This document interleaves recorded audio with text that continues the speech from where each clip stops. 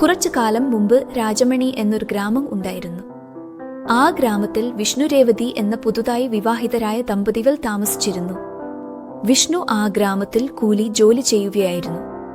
ലഭിക്കുന്ന കുറച്ച് വരുമാനത്തിൽ തന്റെ ഭാര്യയെ അപൂർവമായി നോക്കിക്കൊണ്ടിരുന്നു. എന്നാൽ രേവതി എപ്പോഴും ഇത് വാങ്ങൂ അത് വാങ്ങൂ എന്ന് വിഷ്ണുവിനെ ബുദ്ധിമുട്ടിക്കുകയായിരുന്നു.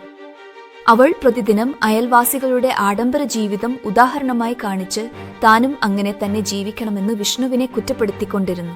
രേവതി അയൽവാസികളുടെ വീട്ടിൽ ഉള്ള വിലയേറിയ വസ്തുക്കളായ ആഭരണങ്ങൾ, സാരികൾ തുടങ്ങിയ ആഡംബര സൗകര്യങ്ങൾ കണ്ടു ആഹ്ലാദിച്ച് അത്തരം വസ്തുക്കൾ തന്നെ തനിക്കും വാങ്ങിക്കൊടുക്കണമെന്ന് വിഷ്ണുവിനെ ബുദ്ധിമുട്ടിക്കുകയായിരുന്നു. ഒരു ദിവസം വിഷ്ണു തന്റെ ജോലിയിൽ നിന്ന് ക്ഷീണിതനായി വീട്ടിലെത്തിയപ്പോൾ രേവതിയോട് ഇങ്ങനെ പറയുന്നു: എന്തേ ഇന്ന് ജോലിയിൽ വളരെ ക്ഷീണിച്ചു, ചൂടുവെള്ളം വെച്ച് കുളിക്കണം. എന്താ ചൂടുവെള്ളം വെക്കണോ? ആ മട്ടുപ്പാവിൽ ഇരുന്ന് പുക കൊണ്ട് ശ്വാസം മുട്ടി കഷ്ടപ്പെടുന്നത് എനിക്ക് കഴിയില്ല. എന്റെ വാക്ക് കേട്ട് അയൽവാസിയുടെ വീട്ടിൽ ഉള്ളതുപോലെ ഒരു പുതിയ വാട്ടർ ഹീറ്റർ വാങ്ങിക്കൊടുക്കൂ. അപ്പോൾ എന്തെങ്കിലും പറയാൻ മിനിറ്റുകൾ നിൽക്കേണ്ടി വരില്ലല്ലോ. എന്താണ് പറയുന്നത്? അയ്യോ, വീട്ടിലെത്തിയ ഉടനെ തുടങ്ങുന്നുവെന്ന് കരുതിയല്ലോ. എന്റെ കരച്ചിൽ നിങ്ങൾക്ക് കേൾക്കാമോ? ഞാൻ ചൂടുവെള്ളം വെച്ചാൽ വെച്ചേക്കാം. എന്ത് ചെയ്യാനാണ് നിങ്ങൾക്ക്? വരാതെ എന്തു ചെയ്യും? തണുത്ത വെള്ളത്തിൽ കുളിക്കും എന്ന് പറഞ്ഞ് വിഷ്ണു വീട്ടിലെ മുറ്റത്തേക്ക് പോയി ആ ദിവസം തണുത്ത വെള്ളത്തിൽ കുളിച്ചു വരുന്നു. തണുത്ത വെള്ളത്തിൽ കുളിച്ചതിനാൽ അവന് ജലദോഷം വന്നു തുമ്മുന്നു. അത് കണ്ട രേവതി ചൂടായി ചായ വെച്ച് കൊണ്ടുവന്നു. വിഷ്ണുവിനോട് ഇങ്ങനെ പറയുന്നു: എന്താ ചൂടായി ചായ കുടിക്കൂ, ഇതിൽ ചുക്ക് ചേർത്തിട്ടുണ്ട്.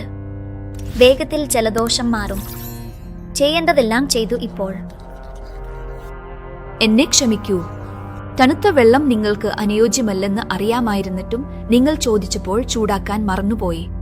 ഇതെല്ലാം എന്റെ തെറ്റാണ്. പക്ഷേ പ്രശ്നമില്ല, അത്രയും വലിയ കാര്യമായിരുന്നില്ല. നിങ്ങൾ പറഞ്ഞത് ശരിയാണ്. ഈ തവണ ശമ്പളം കിട്ടുമ്പോൾ നിങ്ങൾ പറഞ്ഞ പോലെ ആ വാട്ടർ ഹീറ്റർ വാങ്ങി വരാം. എന്തായാലും നിങ്ങൾ പറഞ്ഞത് ശരിയാണെന്ന് എനിക്ക് അറിയാം. നിങ്ങൾ എന്റെ വാക്ക് ഒരിക്കലും നിരസിക്കില്ല. രേവതി തന്റെ ആഗ്രഹം നിറവേറ്റിയതിൽ സന്തോഷിക്കുന്നു. അങ്ങനെ അവർ കുറച്ചുനേരം സംസാരിച്ചു. ഭക്ഷണം കഴിച്ച് ഉറങ്ങാൻ പോകുന്നു. അങ്ങനെ പുലർച്ചെ എത്തുന്നു. രാവിലെ വിഷ്ണു പതിവ് പോലെ ജോലിക്ക് പോകുന്നു.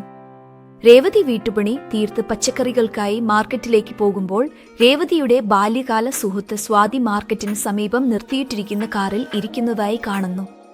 അവളെ കണ്ട രേവതി വേഗത്തിൽ അവളുടെ അടുത്തേക്ക് ചെന്നു. എന്താണ് സ്വാതി, എന്നെ ഓർക്കുന്നുണ്ടോ?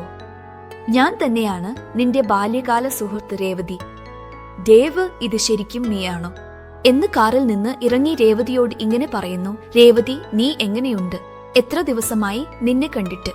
ഞാൻ നന്നായി തന്നെയാണ് സ്വാതി. ആദ്യം നീ പറയൂ, എങ്ങനെയുണ്ട്? ഈ കാലയളവിൽ നീ ഇവിടെ എന്താണ് ചെയ്യുന്നത്? ഞാൻ നന്നായി തന്നെയാണ്. ഈ കാർ ഞങ്ങളുടേതാണ്. എന്റെ ഭർത്താവ് ഇവിടെ ബാങ്കിൽ മാനേജറായി ജോലി ചെയ്യുന്നു. അടുത്തിടെ അദ്ദേഹത്തിന് ട്രാൻസ്ഫർ ലഭിച്ചു. അതുകൊണ്ടാണ് നാം നാട്ടിലേക്ക് വന്നത്.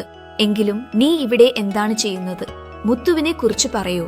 എന്റെ കാര്യത്തിൽ പറയാൻ വലിയൊന്നുമില്ല. എന്റെ ഭർത്താവ് ഇവിടെ ഫാക്ടറിയിൽ കൂലി ജോലി ചെയ്യുന്നു. ഞങ്ങളുടെ വിവാഹം കഴിഞ്ഞതു മുതൽ ഇതേ ഗ്രാമത്തിൽ താമസിക്കുന്നു. പച്ചക്കറികൾ വാങ്ങാൻ മാർക്കറ്റിലേക്ക് വരുമ്പോൾ ഇങ്ങനെ കാണാറുണ്ട്. അയ്യോ, ഞാൻ മറന്നുപോയി. നാം ഇങ്ങനെ സംസാരത്തിൽ മുഴുകിയാൽ അവിടെ മാർക്കറ്റ് അടയ്ക്കും. ആദ്യം പച്ചക്കറികൾ വാങ്ങി പിന്നെ എന്റെ വീട്ടിലേക്ക് പോകാം. അവിടെ ഇരുന്ന് മനോഹരമായി സംസാരിക്കാം. ശരി, നീ പറഞ്ഞത് ശരിയാണ്. വേഗം പോകാം എന്ന് പറഞ്ഞ് ഇരുവരും മാർക്കറ്റിലേക്ക് പോയി പച്ചക്കറികൾ വാങ്ങി പിന്നെ സ്വാതിയുടെ കാറിൽ ഇരുവരും മാർക്കറ്റിൽ നിന്ന് പുറപ്പെട്ട് സ്വാതിയുടെ വീട്ടിലെത്തുന്നു. സ്വാതി താമസിക്കുന്ന വീട് ഒരു വലിയ ബംഗ്ലാവാണ്. ആ വീട്ടിന്റെ മുന്നിൽ ഇനി 2 കാറുകൾ കൂടിയുണ്ട്. വീട്ടിൽ കയറുമ്പോൾ തന്നെ വീട് വളരെ വലുതാണ്. വീട് മുഴുവന്മാരും വളരെ വിലയേറിയ സൗകര്യങ്ങളുമാണ്. എല്ലാ തരത്തിലുള്ള ആധുനിക സൗകര്യങ്ങളുമുണ്ട്. ആ വീട് കണ്ടപ്പോൾ രേവതി അത്ഭുതത്തോടെ നിശ്ചലയായി നിൽക്കുന്നു. അപ്പോൾ സ്വാതി രേവതിയോട് ഇങ്ങനെ പറയുന്നു. രേവതി, രേവതി, ഓസൈ രേവതി എന്ന് ഉച്ചത്തിൽ വിളിക്കുമ്പോൾ രേവതി അത്ഭുതത്തിൽ നിന്ന് മുക്തയായി സ്വാതിയോട് ഇങ്ങനെ പറയുന്നു. എന്താണ് അത്? വിളിച്ചോ വിളിച്ചാലും വിളിക്കുന്നത് അല്ല. എത്ര നേരമായി വിളിക്കുന്നു? രേവതി, രേവതി, ഏത് ലോകത്തിലാണ് നീ?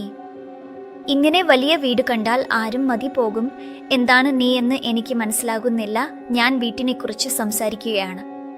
വീട്ടിൽ എല്ലാ തരത്തിലുള്ള സൗകര്യങ്ങൾ, വിലയേറിയ സാധനങ്ങൾ, ആ വീട്ടിന് പുറത്തുള്ള കാറുകൾ. സത്യം പറയൂ, നിങ്ങളുടെ ഭർത്താവ് ബാങ്കിൽ ജോലി ചെയ്യുമോ? ബാങ്ക് കവർ ചെയ്യുമോ? ആഹാ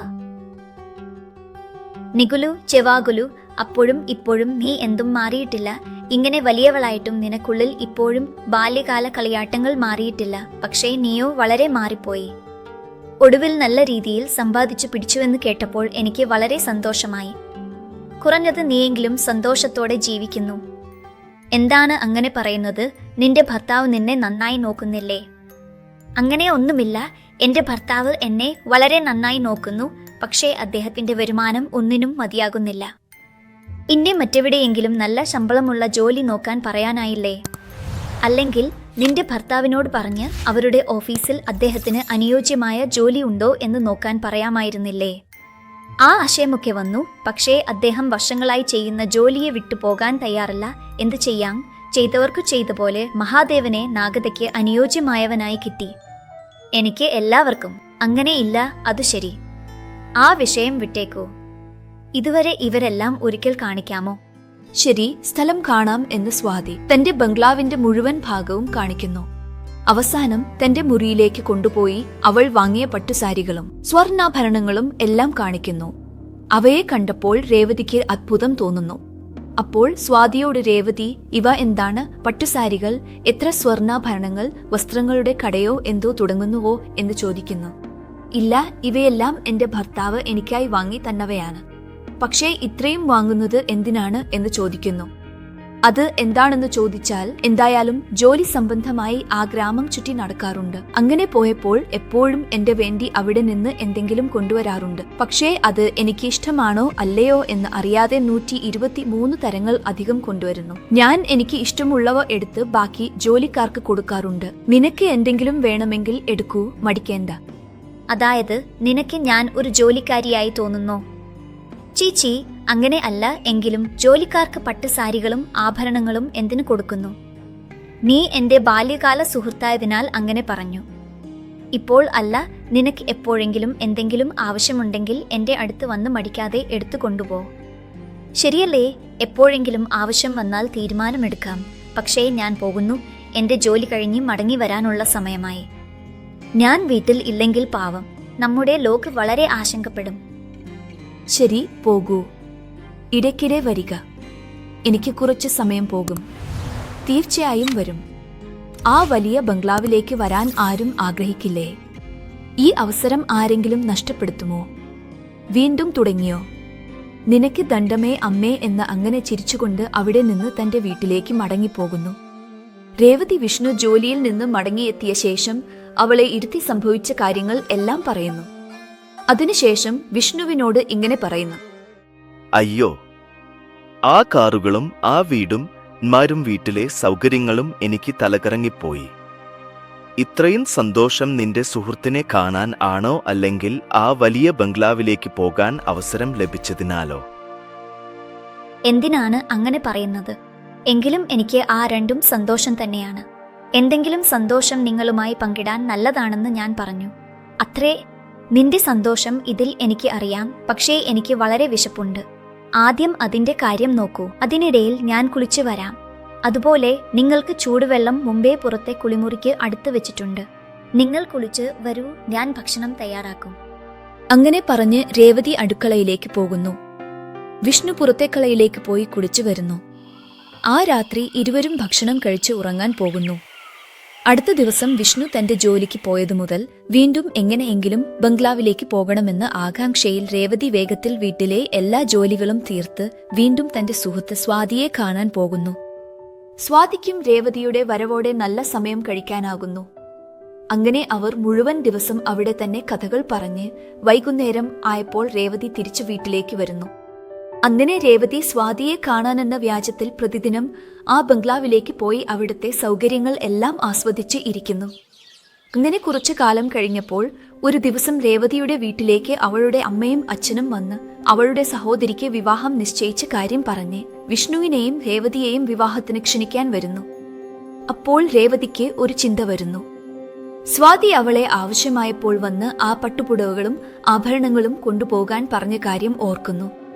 അപ്പോൾ രേവതി ഉടൻ സ്വാതിയുടെ വീട്ടിലേക്ക് പോയി സ്വാതിയോട് ഇങ്ങനെ പറയുന്നു: സ്വാതി, ഞാൻ നിന്നോട് ആവശ്യപ്പെട്ടപ്പോൾ പട്ടുപുടകളും ആഭരണങ്ങളും ഉപയോഗിക്കാമെന്ന് പറഞ്ഞല്ലോ.